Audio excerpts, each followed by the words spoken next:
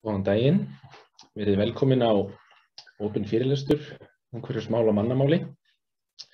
Birgir heiti ég og starfa hjá Umhverfisstofnun. Við ætlum að skoða í dag hvernig loftgæði og loftslagsbreytingar tengjast. Við skulum byrja á því að skoða mynd. Við sjáum hérna tvo hringi, við sjáum bláan hring og grænan hring.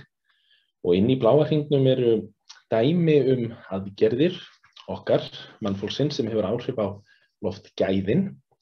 Og inn í græna hringnum eru dæmi aðgerðir sem hafa áhrif á loftslag. Nú, við sjáum fyrst til dæmis nagladekk og flugelda. Þetta eru hvort tveggja að mestu leyti loftgæðamál. Það er að segja að notkun nagladekkja eykur svifryk hjá okkur í loftinu og þar af leiðandi verða loftgæðin verri og sama á við flugeldana. Nú, svo er þarna í miðjunni flugvél. Flugvél brennir eldsneyti og þetta á í rauninni við þá skip og bíla líka sem að nota bensín eða olíu. En við bruna eldsneytis að þá losna efni sem hafa bæði áhrif á loftgæðin og áhrif á loftslagið. Og þess vegna er flugvélin þarna í miðjunni þar sem að hringirnir tveir skarast. Nú, og svo hægra megin er mynd af gamalli gröfu sem var notuð til þess að ræsa fram votlendi, grafa skurði. Og það er aðgerðir sem við á Íslandi höfum farið í núna undanfarna áratugi, eru aðalega loftslagsmál, losa gróðurhúsalofttegundir sem hefur áhrif á loftslagið en ekki á loftgæðin. Þannig við sjáum að aðgerðir okkar mannanna sumar hafa áhrif á loftgæði, sumar hafa áhrif á loftslag og sumar hvort tveggja. Og svo er þarna efst uppi í hægra horninu manneskja hjóla og það má segja að sú aðgerð að fara út í hjólatúr hafi áhrif á hvorugt, hvorki loftgæðin né loftslagið. En við skulum kafa aðeins dýpra til að átta okkur betur á mununum á þessu tvennu. Þannig í fyrsta lagi má velta fyrir sig hvaða efni eru þetta eiginlega. Hérna sjáum við vinstra megin mynd af umferð í Reykjavík og við sjáum að loftið er ekkert mjög hreint. En þetta sem við sjáum, þetta eru svokölluð loftmengunarefni sem hafa áhrif á loftgæðin. Þetta geta verið svifryk, þetta getur verið sót, þetta getur verið þungmálmar. Það eru mismunandi efni sem hafa áhrif á loftgæðin. Svifrykið, það kemur að mestu frá bílaumferð og skipum og iðnaði líka. Og sama með sótið. Þungmálmarnir koma frá bruna úrgangs og frá umferð líka og skipum og flugeldum. Brennisteinssamböndin koma frá jarðvarmavirkjunum og iðnaði, en þetta er allt loftmengunarefni. Nú, þannig að hægra megin erum við svo með allt aðra mynd. Við sjáum tært og fallegt loft í kringum þessa kú. En frá búfénaði kemur hins vegar metan og metan er gróðurhúsalofttegund og ekki svokallað loftmengunarefni, heldur gróðurhúsalofttegund og það hefur þá áhrif á loftslagið, rétt eins og koltvísýringur sem er svona þekktasta gróðurhúsalofttegundin, CO2 og svo líka kælimiðlar sem eru notaðir á kæli og frystikerfi. En við sjáum svo skýrt munin á þessum tveimur myndum. Í hægri myndinni er loftið tært, en það getur samt verið mikið af gróðurhúsalofttegundum sem sjást ekki og finnum ekki lykt af, meðan vinstra megin eru slæm loftgæði. Það sjáum við betur og finnum frekar lykt af. Nú, þessi skipting efnanna er kannski ekki alltaf svona einföld, en þess að sum efni sem hafa áhrif á loftgæðin hafa líka áhrif á loftslagið, en það mætti segja að þetta sé svona einföldum mynd. Nú, varðandi tíman, hversu lengi eru efnin í loftinu? Það má segja almennt, þegar við tölum loftgæðin, að þá erum við að tala styttri tímaskala. Við erum að tala mínútur, klukkutíma, daga, meðan þegar við erum að tala loftslagið og gróðurhúsalofttegundir, þá erum við að tala lengri tímaskala. Við erum að tala ár, við erum að tala áratugi og aldir. Hérna sjáum við mynd sem er tekin af vefnum loftgæði.is, þar sem við getum fengið upplýsingar loftgæðin á mörgum stöðum á Íslandi eins og þau eru núna. En þetta var klippt út núna síðustu áramót. Þetta er sem sagt fyrstu 24 tímanir í þessu ári, sem sagt á 1. janúar 2021, og þetta er mælt á Grensásvegi og mælistöð Umhverfisstofnunar. Og við sjáum þá að loftgæðin fóru hérna hátt upp í fyrstu klukkutíma dagsins. Rauður liturinn táknar óholl loftgæði eða mikil loftmengun. Og svo smám saman lækkaði þetta aftur niður og svona undir morgun eða það leið að hádegi að þá erum við í grænum lit, þannig að við höfum þá lítil sem engin heilsufarsleg áhrif. Nú hversu lengi efnin í loftinu, það spilar veðrið mikið inn í, hvort það rignir eða ekki og hvernig vindurinn er. En við sjáum að þetta er samt frekar stuttur tímaskali fyrir svona stakan viðburð eins og áramótin þegar við sprengjum mikið af flugveldum. En loftslagið, þar er málið annað.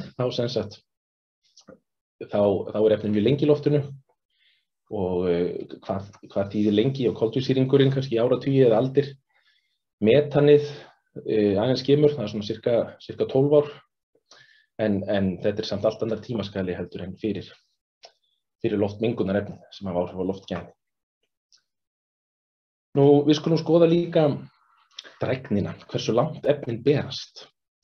Og hérna vinstra megin sjáum við kort af Austfjörðum og við myndum kannski segja að ef það eru slæm loftgæði í einum firði, þá hefur það almennt ekki áhrif á loftgæðin í næsta firði. Það er að segja að þetta er frekar staðbundið. Nú það getur alveg gerst eins og þegar Holuhraunsgosið var upp á hálendi að þá hafði áhrif á loftgæðin í mörgum fjörðum í einu, og það er þegar það er uppsprettan mjög mikil. En oftast mætti segja að svona uppsprettur af mannavöldum, loftgæðauppsprettur, þær draga ekki mjög langt. En á hinn bóginn, ef við skoðum loftslagið, eða það er að segja þau efni sem hafa áhrif á loftslagið, gróðurhúsalofttegundirnar, þá hefur það áhrif á allan hnöttinn. Koltvísýringur, það CO2 sem losnar í Nýju Delí á Indlandi hefur sömu áhrif og ef að losunin hefði átt í stað á Húsavík. Efnin dreifast allan hnöttinn. Nú, en hvers vegna erum við að ræða þetta allt saman? Hvers vegna er þetta svona mikið í umræðunni? Og þegar það kemur á loftgæðunum, þá snýr þetta að heilsu okkar. Sum efnin sem að fara í loftið, þau sem sagt komast í gegnum lungun jafnvel inn í blóðrásina, þessi smæstu, og hefur þá slæm áhrif á okkur, sérstaklega þá á ung börn sem eru með óþroskaðri lungu.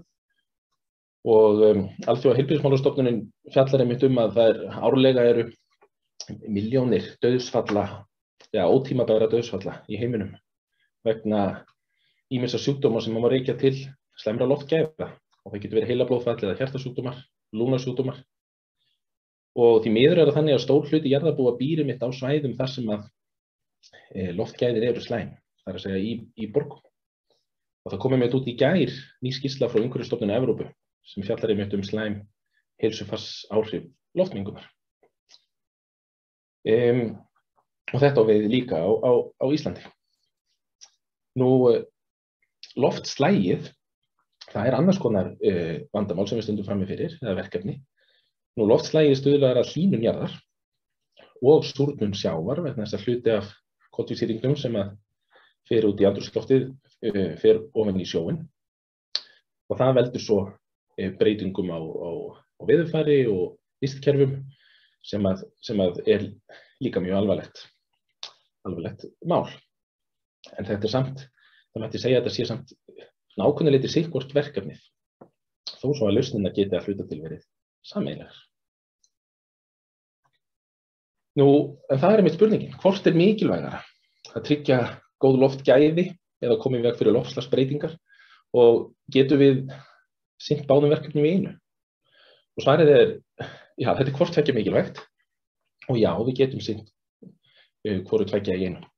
Þannig að hérna eru dæmi það sem við getum gert meira og það sem við getum gert minna. Og meira, þar má nefna hringrásarhagkerfi, Það að segja við reynum að nýta vel og betur þau hráefni og þær auðlindir sem við erum með og nota hlutina aftur. Það mætti gera meira af svokallaðri föngun og förgun.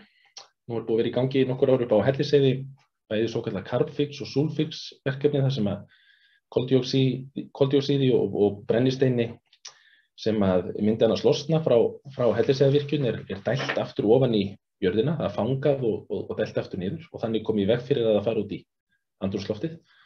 Og það hefur bæði áhrif þá á koldíoxíðslosun, loftslagið og brennisteins sambönd sem verður þá loftgæðin. Nú með nýsköpun finna nýja leiðir til þess að nota græna orku, nýja leiðir til að framleiða, nýja leiðir í samgöngum. Og svo gróður í þéttbýli getur haft jákvæð áhrif á hvort tveggja. Með gróðri bindum við kolefni en gróður getur líka haft áhrif á betri loftgæði, svona eins konar sía fyrir til dæmis svifrykið sem að leikur svo niður næst eða rignir. Nú, en hvað ættum við að gera minna af? Nú minna af bruna jarðefnaeldsneytis, það kannski stóri hluturinn. Og hvenær brennum við jarðefnaeldsneyti? Nú, það í samgöngum. Og ef við skoðum heiminn í heild þá það þegar orka framleidd og þegar við framleiðum hluti, já og til húshitunar líka. Þannig að við getum minnkað bruna olíu og gass, þá hefur það áhrif á hvort tveggja, en þess að það hefur bæði slæm áhrif á loftgæðin og á loftslagið. Nú, minni framleiðsla, en þess að flestir framleiðsluferlar eru einhverju leyti óumhverfisvænir og minni úrgangur, það að segja nýta hlutina okkar betur og endurvinna. Þannig að með þessum aðgerðum getum við tæklað hvort tveggja í einu. En málin eru kannski ekki alltaf svart og hvít og hér ætla ég að sýna ykkur 4 myndir þar sem að það mætti segja að þetta fara að flækjast aðeins. Og hérna uppi vinstra megin erum við með mynd af grænum bíl, grænum í kannski tvennri merkingu, hann er grænn á litinn og umhverfisvænn. Þetta er rafmagnsbíl, það er hægt að stinga honum í samband. En það má spyrja sig, eru rafmagnsbílar umhverfisvænir ef þeir aka á nagladekkjum?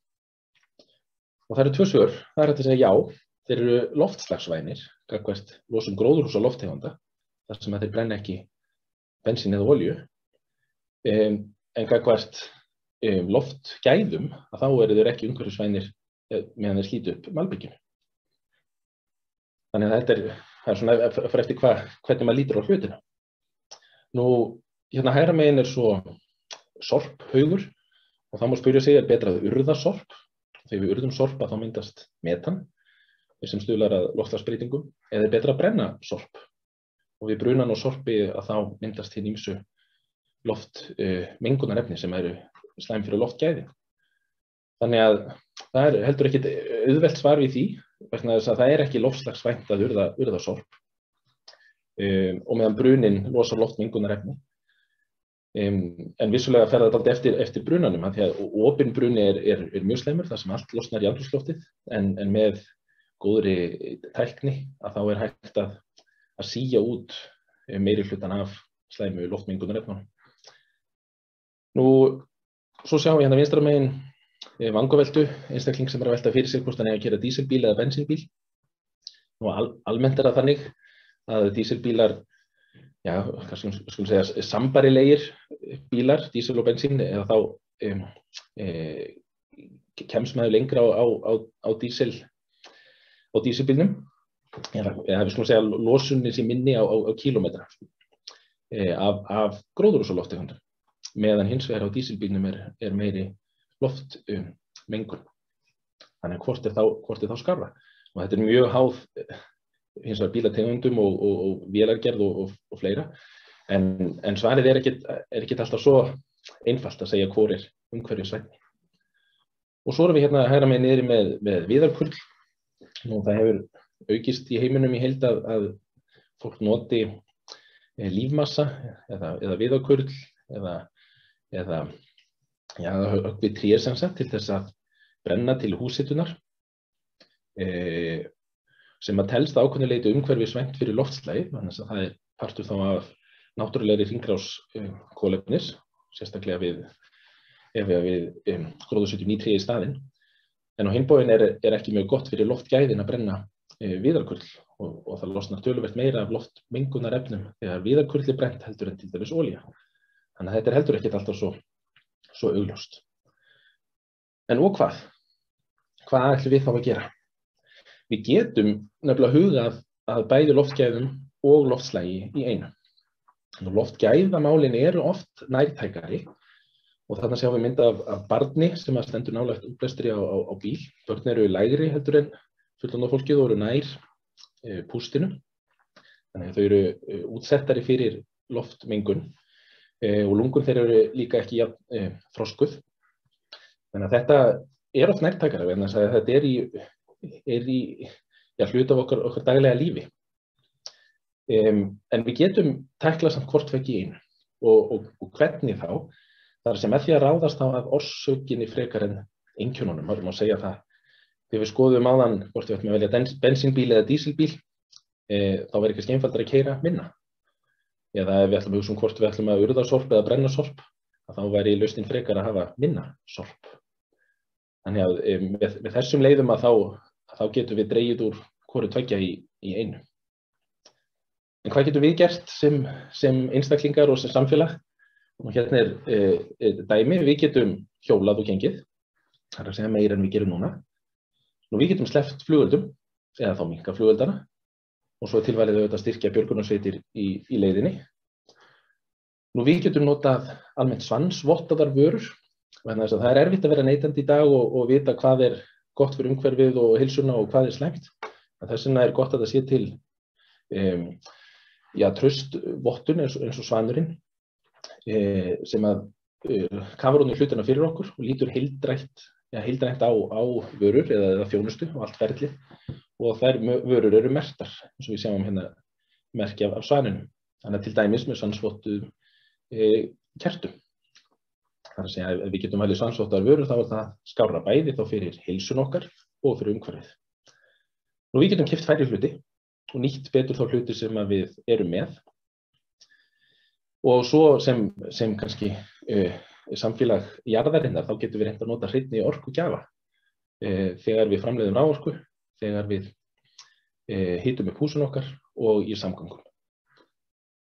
Og þetta eru svona það er svona stóra verkefni sem að mætti segja að þjóðir heims standa frammi fyrir. Nú en ykkur sem að er að hlusta gefst tækifæri á að spyrja spurninga. Það er gluggi neðarlega hjá okkur, þar sem er svona spjallgluggi sem stendur á chat og það er sjálfsagt að við höfum nokkra mínútur ef við að ræða ykkar vangaveltur.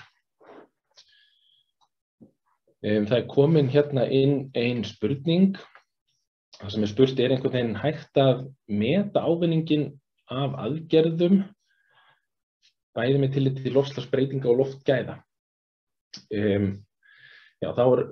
Spurningin snýst það sem ef við förum í aðgerðir til að tækla loftslagsbreytingar og loftgæði hvort það sé hægt að meta þær. Svarið, ég myndi að segja já, og það eru neikvæð áhrif bæði af slæmum loftgæðum og af loftslagsbreytingum og það er hægt að meta með ýmsum aðferðum, af því það fellur í rauninni mikill kostnaður á samfélagið ef ekkert er gert. Það má til dæmis bara kostnaði í heilbrigðiskerfinu vegna slæmra loftgæða, líka óbeinn kostnaður hjá fólki sjálfu sem að verður fyrir heilsufarstjóni. Og þá má segja að allar aðgerðir sem að draga úr slæmum loftgæðum eða draga úr loftslagsbreytingum hafa ávinningi í för með sér. En þá er vissulega mjög mikilvægt hins vegar að bera saman kostnað aðgerðina við þann ávinning sem hlýst til að við getum forgangsraðað og fengið það mestan ávinning út úr því sem að við leggjum áherslu á eða það út úr þeim aðgerðum sem við förum í. Það kemur inn önnur spurning, er ekki bara nóg að sópa göturnar? Verður að hætta að nota nagladekk? Já, þetta er góð spurning. Þetta kemur oft í umræðinu með að sópa göturnar. Það vissulega hjálpar að sópa götur. Og ég myndi að segja að það er mikilvægt. Það fer þó dálítið eftir veðurskilyrðum, hvort að sópun beri árangur, hvort það sé blautt eða snjór eða það hvernig aðstæður eru, hitastig og veður. Kannski svarið væri að sópunin eyðir ekki loftmenguninni. Hún kannski dregur úr áhrifum á henni þá daga sem er hægt að sópa. Þannig að ég myndi segja að ef það er unnt að ráðast á orsökina þá er það skárra, en vissulega getur það dregið úr áhrifum að sópa göturnar. Og hvað með strætó? Spurt líka, slítur ekki strætó malbygginu meiri en bílar? Þyngri bílar slíta malbyggi meira en léttari bílar. Já, það eins og það mætti segja, sko, það þarf ekki marga farþega í strætó til að hann verði betri kostur heldur en það ef að sömu einstaklingar myndu aka einkabíl. Þannig að þannig að nokkrir í strætó og þá var það búið að borga sig, mætti segja ákveðnu leyti. Svo má líka nefna að strætó innanbæjar á höfuðborgarsvæðinu notar ekki nagladekk. Þannig að það er svona kannski annar kostur, en svo má kannski segja best er að ganga eða hjóla. Nú, næsta spurning, er ekki best að rykbinda göturnar leið og sópa þér? Jú, það er líka, það er ekki bara sópun sem skiptir máli, að það er þetta rykbinda, að það er notuð sérstök efni til þess og það getur vissulega dregið úr loftmengun eða úr svifryksmengun þá. Svo kemur spurning, mun draga úr svifryksmengun í Reykjavík þegar skipt verður út bílum með sprengihreyfli og útblæstri yfir í þyngri rafbíla sem slíta götunum meira? Já, þetta er góð spurning, sko, að því að það er rétt að almennt að rafbílar eru oft þyngri heldur en samsvarandi bílar sem ekki rafbílar vegna þess að rafhlaðan í þeim er þung og þess vegna mætti segja að rafbíl á nagladekkjum, það er ekki gott fyrir svifryksmengun í Reykjavík, sérstaklega vegna þess að hann er svo þungur. Ég myndi kannski segja að aðalmáli væri nagladekkinu, vegna þess að svifryksmengunin verður svo margfalt meiri við nagladekkjanótkunum heldur en ekki. En það er rétt, ef við erum með marga bílar sem eru sem sagt knúnir bensíni eða olíu og myndir skipta yfir í þyngri rafbíla, þá getur það aukið slítið á götunum ef við notum sömu dekk. Nú, svo spurt hérna, er gagnlegt að ganga með grímu eins og COVID-grímu til að draga úr slæmum heilsufarsáhrifum við umferðargötu? Já, ég held almennt ekki, nei. Það kannski að einhverju leyti, en sko, svifrykið er svo fínt og það er góð spurning. Ég er bara ekki alveg klár á því. Ég held allavega með sumskonar loftmengun eins og með brennisteinsmengun og annað, að þá virkar COVID-gríma ekki, en myndi það athuga þetta nánar hvort það dragi úr eða ekki. Einhver segir að myndi átak í kynningu og notkun annarra dekkja, en nagladekki hjálpa, til dæmis loftbóludekk sem hafa sannað sig vel í hálku. Já, tekum til það eru margar lausnir í stað nagladekkjana sem eru samt með gott grip.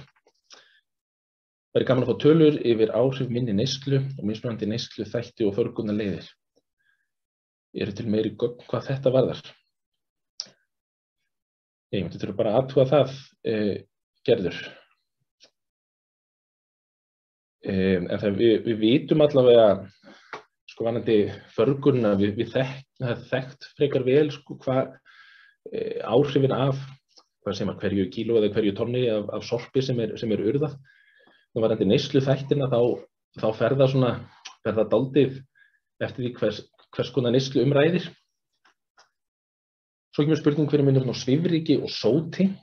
Þetta er góð spurning. Svifryk er í rauninni litlar agnir sem eru í andrúmsloftinu sem að svífa, það má hugsa það þannig, en getur í rauninni verið hvaða efni sem er. Það er óháð efnasamsetningunni. Það eru bara mjög lítil efni. Og grafið sem við sáum áðan varðandi áramótin, það var svokallað PM10 og það þýðir að það er svifryk sem er undir 10 mikrómetri í stærð. Til samanburðar að þá er þykkt á hári 60 mikrómetrar, þannig að þetta er svona, þar voru að skoða svifryk sem var minna en 1/6 af hár þykkt. Nú sót, það búið til úr kolefni og myndast við bruna, eða oft við bruna, og sót í raun ákveðin gerð af svifryki. Og litlar sótagnir geta einmitt verið skaðlegar, en sót einmitt hluti af svifryki.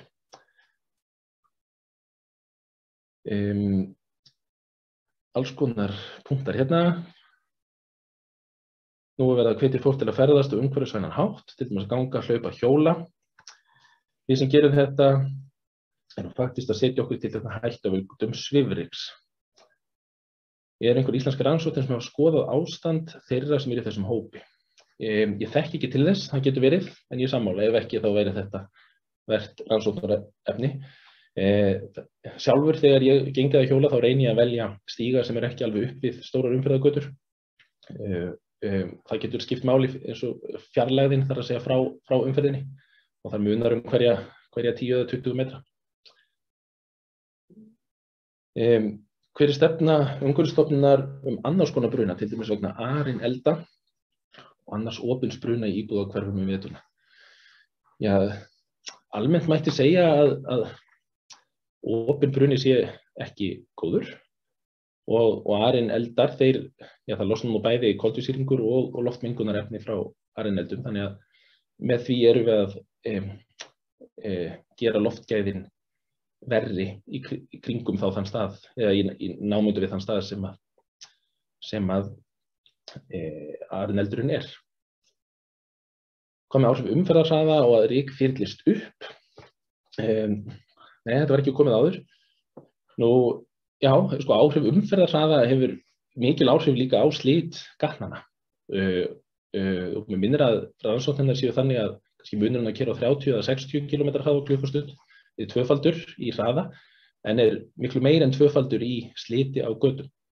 Þannig að með því að draga úr umferðarhraða þá drögum við töluvert úr svifryki, en það hefur líka áhrif á hvort að rykið þyrlist upp, en þess að það eitt að slíta á götunni og svo sest rykið aftur á götuna og svo þegar það kemur bíll aftur og þá þyrlast sama rykið aftur upp. En ég ekki alveg viss. Jú, ég myndi að telja það líka, já, að því hraðar sem að bílar keyra að þá þyrlist meira ryk upp heldur en þeir keyra hægt. Til umhverfisvænni flugeldar spurt. Stuttasvar við þessu held ég, já, umhverfisvænni, kannski ekki umhverfisvænir, en umhverfisvænni. Það hægt að passa sem sagt með flugelda hvaða þungmálmar eru notaðir í þeim. Þannig að það aðalega þungmálmarnir sem að mynda litina í flugeldunum, sem geta verið skaðlegir og sumir eru skaðlegir en aðrir. Þannig að það hægt að kannski að framleiða flugeldar sem eru ekki jafn slæmir fyrir loftgæði. En ég myndi kannski ekki segja að það eru umhverfisvænir. Nú bannað að skilja eftir bíl í gangi, ekki satt. Hvað gerir Umhverfisstofnun til að upplýsa þetta? Nú er ég bara ekki alveg viss það. En almennt, jú, Umhverfisstofnun með með fræðslu það að allur bruni á eldsneyti sé slæmur fyrir umhverfið. Hvað varðar eftirfylgni, þá Umhverfisstofnun ekki í því að ganga eftir fólki og athuga hvort að bílar séu í gangi. Allan ekki svo ég viti til. Já, eina spurningu viðbót. Já, ég held að spurningarnar hafa verið komnar. Þannig að mér langar bara að þakka ykkur kærlega fyrir að hlusta. Upptakan verður birt á vef Umhverfisstofnunar og Facebook síðu og þar getið þið nálgast upptökuna eftir. Takk fyrir.